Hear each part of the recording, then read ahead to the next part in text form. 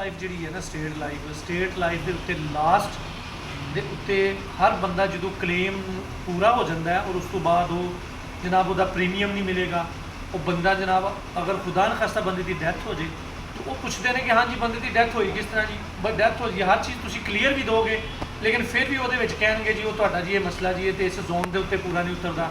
ਹਾਂ ਅਗਰ ਤੁਹਾਡਾ ਕੋਈ ਪਰਸਨਲ ਲਿੰਕ ਹੈ ਤੇ ਤੁਹਾਡੀ ਇਹ ਹੈ ਐਫਰਟ, ਨਹੀਂ ਹੈ ਤੇ ਬਹੁਤ ਸਾਰੇ ਕੇਸ ਅਸੀਂ ਦੇਖੇ ਨੇ ਕਿ ਜੀ ਇਹਦੀ ਡੈਥ ਜਿਹੜੀ ਹੈ ਨਾ ਉਹ ਰੂਲ ਰੈਗੂਲੇਸ਼ਨ ਦੇ ਮੁਤਾਬਕ ਨਹੀਂ ਹੋਈ, ਜਦ ਕਿ ਉਹਦਾ ਜਿਹੜਾ ਕਲੇਮ ਹੈ ਉਹ ਸਕਸੈਸ ਕਰਕੇ ਖੁਦ ਹੀ ਖਾ ਜਾਂਦੀ।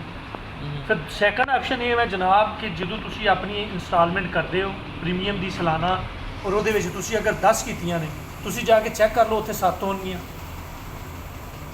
ਸਹੀ 100 ਦੇ ਵਿੱਚੋਂ ਕਮ ਸੇ ਕਮ 70% 60% ਜਿਹੜਾ ਨਾ ਤੁਹਾਡਾ ਕੇਸ ਹੋਏਗਾ, ਬਾਕੀ 30-40% ਇੰਸਟਾਲਮੈਂਟ ਆ ਗਿਆ ਐਂਡ ਤੇ ਵੀ ਪ੍ਰੋਬਲਮ ਬਣਦੀ ਗੁੰਮ ਹੋਣਗੀਆਂ। ਪਰ ਅਸ਼ਮੂਨ ਭਾਈ ਮੇਰਾ ਪਹਿਲਾ ਕਦਮ ਹੈ, ਮੈਂ ਜਿਹੜੀਆਂ ਚੀਜ਼ਾਂ ਮੇਰੇ ਵਾਸਤੇ ਆੜੇ ਆ ਰਹੀਆਂ ਨੇ ਕਿ ਜਿਸ ਤਰ੍ਹਾਂ ਤੁਸੀਂ ਕਹਿੰਦੇ ਵੀ ਬੰਦੇ ਨੂੰ ਕਲੇਮ ਨਹੀਂ ਮਿਲਦਾ, ਇਸ ਕਲੇਮ ਨੂੰ ਐਜ਼ ਏ ਪ੍ਰੂਫ ਵਾਸਤੇ ਜਿਸ 'ਤੇ ਬੰਦੇ ਨੂੰ ਕਲੇਮ ਮਿਲਦਾ ਹੈ ਜਿਹੜਾ ਜਿਹਦੀ ਵਜ੍ਹਾ ਨਾਲ ਮੈਂ ਵਰਕ ਕਰ ਰਿਹਾ ਉਹਨਾਂ ਨੂੰ ਮੈਂ ਦੱਸਿਆ ਕਿ ਮੈਂ ਵਰਕ ਕਰਾਂਗਾ ਇਹਦੇ 'ਤੇ ਜੀ ਲੇਕਿਨ ਇਹਦੇ ਵਾਸਤੇ ਮੈਨੂੰ ਪ੍ਰੂਫ ਚਾਹੀਦੇ ਹੋਣਗੇ। ਸਰ ਜੀ ਤੁਹਾਡੀ ਗੱਲ ਪ੍ਰੂਫ ਦੇ ਵਿੱਚ ਇਹ ਹੈ ਕਿ ਜਿਸ ਟਾਈਮ ਬੰਦੇ ਨੂੰ ਡੈਥ ਕਲੇਮ ਮਿਲਦਾ ਹੈ ਉਹਦੇ ਵਾਸਤੇ ਜਿਹੜਾ ਬੰਦਾ ਵਰਕਰ ਹੈ ਜਿਸ ਨੇ ਉਸ ਨੂੰ ਕਲੇਮ ਲੈ ਕੇ ਦੇਣਾ ਹੈ ਉਸ ਨੂੰ ਮੈਂ ਇਹ ਹੀ ਕਿਹਾ ਹੈ ਕਿ ਤੁਹਾਨੂੰ ਤੁਸੀਂ ਕਿਸੇ ਨੂੰ ਡੈਥ ਕਲੇਮ ਦਿੰਦੇ ਹੋ ਜਾਂ ਜਿਸ ਦੀ ਮੈਚੁਰਿਟੀ ਮੁਕੰਮਲ ਹੁੰਦੀ ਹੈ ਉਸ ਨੂੰ ਤੁਸੀਂ ਮੈਚੁਰਿਟੀ ਦਿੰਦੇ ਹੋ ਤੇ ਤੁਸੀਂ ਉਹਦੀ ਵੀਡੀਓ ਬਣਾਉਣੀ ਹੈ ਤਾਂ ਕਿ ਮੈਨੂੰ ਕਿਸੇ ਨੂੰ ਦਿਖਾਉਣ ਵਾਸਤੇ ਐਜ਼ ਏ ਪ੍ਰੂਫ ਦੇ ਤੌਰ 'ਤੇ ਅਗਰ ਮੈਂ ਉਸ ਕੋਲ ਵਰਕ ਕਰਵਾ ਰਿਹਾ ਉਸ ਕੋਲ ਪ੍ਰੀਮੀਅਮ ਸਾਲਾਨਾ ਲੈ ਰਿਹਾ ਕਿ ਮੈਂ ਉਸ ਨੂੰ ਕਹਿਣਾ ਪੁਲਿਸ ਹੀ ਜਮ੍ਹਾਂ ਕਰਵਾਓ, ਮੈਂ ਉਸ ਨੂੰ ਪ੍ਰੂਫ ਦੇ ਸਕਾਂ, ਉਸ ਨੂੰ ਇਸ ਚੀਜ਼ ਦੇ ਵਿੱਚ ਟੈਨਸ਼ਨ ਨਾ ਹੋਵੇ। ਦੇਖੋ ਜੀ ਦੇਖੋ ਮੈਂ ਤੁਹਾਨੂੰ ਦੱਸਣਾ ਇਹਦਾ ਅਗਰ ਇੱਕ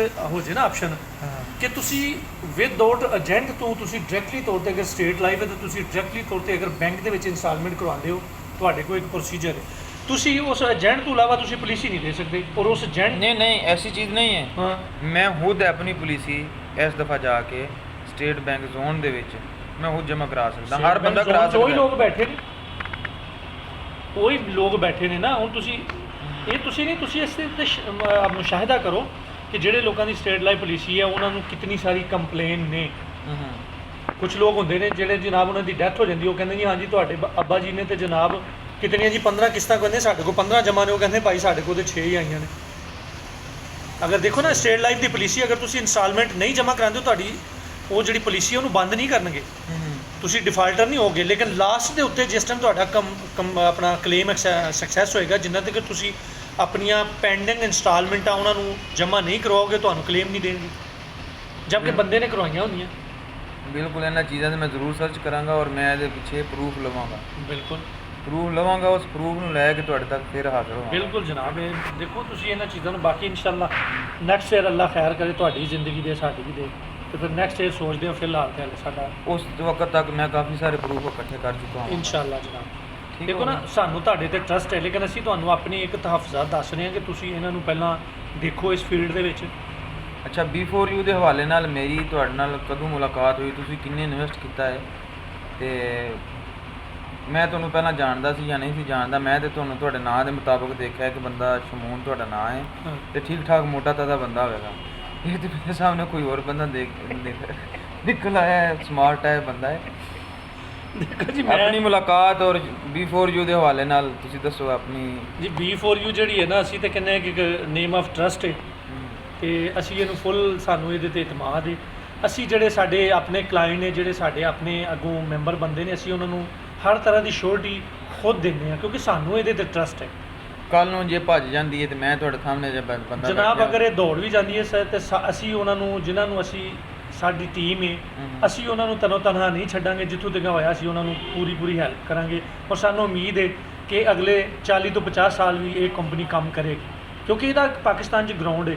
ਅਸੀਂ ਮਾਜ਼ੀ ਦੇ ਵਿੱਚ ਵੀ ਦੇਖੀਆਂ ਨੇ, ਗੋਲਡ ਸਮਿਥ ਆਈ ਹੈ, ਉਸ ਤੋਂ ਬਾਅਦ ਜਨਾਬ ਤਾਜ ਕੰਪਨੀ ਆਈ ਸੀ ਜਿਹਨਾਂ ਕੁਰਾਨ 'ਤੇ ਰੱਖ ਕੇ ਪੈਸੇ ਲਏ ਲੇਕਿਨ ਉਹਨਾਂ ਦਾ ਗਰਾਊਂਡ ਨਹੀਂ ਸੀ ਹੈ। ਜਿਨ੍ਹਾਂ ਲੋਕਾਂ ਨੇ ਉਹਦੇ ਕੋਲ ਧੋਖੇ ਖਾਦੇ, ਜਿਹੜੇ ਲੋਕ ਕਹਿੰਦੇ ਨੇ ਕਿ ਜੀ ਫਲਾਨੀ ਕੰਪਨੀ ਆਈ, ਉਹਨਾਂ ਨੂੰ ਬੰਦਾ ਪੁੱਛੇ ਕਿ ਤੁਸੀਂ ਪਤਾ ਕੀਤਾ ਇਸ ਦਾ ਕਾਰੋਬਾਰ ਕੀ ਹੈ, ਇਹਦਾ ਆਨਰ ਕੌਣ ਹੈ, ਇਹਦਾ ਕੋਈ ਇਸ ਤਰ੍ਹਾਂ ਦਾ ਅਕਾਊਂਟ। ਬੇਸਿਕਲੀ ਕਿਹੜੀ ਜਗ੍ਹਾ ਤੇ ਹੋ ਤੁਸੀਂ? ਮੈਂ ਬੇਸਿਕਲੀ ਜਨਾਬ ਡਿਸਟ੍ਰਿਕਟ ਨਾਰਵਲ ਲੇਕਿਨ ਆਪਣਾ 8 ਸਾਲ ਦੇ ਉੱਤੋਂ ਲਾਹੌਰ ਦੇ ਵਿੱਚ ਸੈਟਲ ਆ। ਇਸ ਤੋਂ ਪਹਿਲਾਂ ਮੇਰੀ ਤੁਹਾਡੇ ਨਾਲ ਮੁਲਾਕਾਤ ਕਿਧਰੇ ਹੋਈ? ਬਿਲਕੁਲ ਜਨਾਬ ਤੁਹਾਡੀ ਸਾਡੀ ਕੋਈ ਮੁਲਾਕਾਤ ਨਹੀਂ ਹੋਈ ਤੇ ਮੈਨੂੰ ਇਹ ਦੇਖ ਕੇ ਤੁਹਾਡੇ ਨਾਲ ਬੜੀ ਖੁਸ਼ੀ ਹੋਈ ਹੈ ਮੁਲਾਕਾਤ ਕਰਕੇ ਔਰ ਇੱਥੇ ਗੈਦਰਿੰਗ ਕਰਕੇ। ਇਸ ਤੋਂ ਪਹਿਲਾਂ ਹਿਜ਼ਬੁੱਲਾ ਭਾਈ ਨਾਲ ਵੀ ਮੁਲਾਕਾਤ ਹੋ ਚੁੱਕੀ ਸੀ, ਇਹਨਾਂ ਨੇ ਵੀਡੀਓ ਬਣਵਾਈ ਸੀ ਤੇ ਇਹਨਾਂ ਨੂੰ ਦੱਸਿਆ ਸੀ ਉੱਥੇ ਬਹਿ ਗੈਦਰਿੰਗ ਕਰਕੇ hotel cake and Becks near hotel ਦੇ ਵਿੱਚ ਬਹਿ ਕੇ ਅਸੀਂ ਖਾਧਾ ਪੀਤਾ ਜੀ। ਸੁਫਿਆਨ ਸਲੀਮੀ ਭਾਈ ਸਨ ਨਾਲ ਸਾਡੇ, ਤੇ ਅੱਜ ਉਹ ਸਾਡੇ ਨਾਲ ਸ਼ਾਮਲ ਨਹੀਂ, ਕਿਸੇ ਮਜਬੂਰੀ ਦੀ ਵਜ੍ਹਾ ਨਾਲ ਨਹੀਂ ਉਹ ਆ ਸਕੇ, ਤੇ ਇਹ ਸਾਡੇ ਸਾਹਮਣੇ ਭਾਈ ਬੈਠੇ ਨੇ। ਦੁਬਾਰਾ ਮਿਲਣ ਦੇ ਅਸੀਂ ਕਾਬਲ ਹਾਂ। ਬਿਲਕੁਲ ਭਾਈ ਜਾਨ।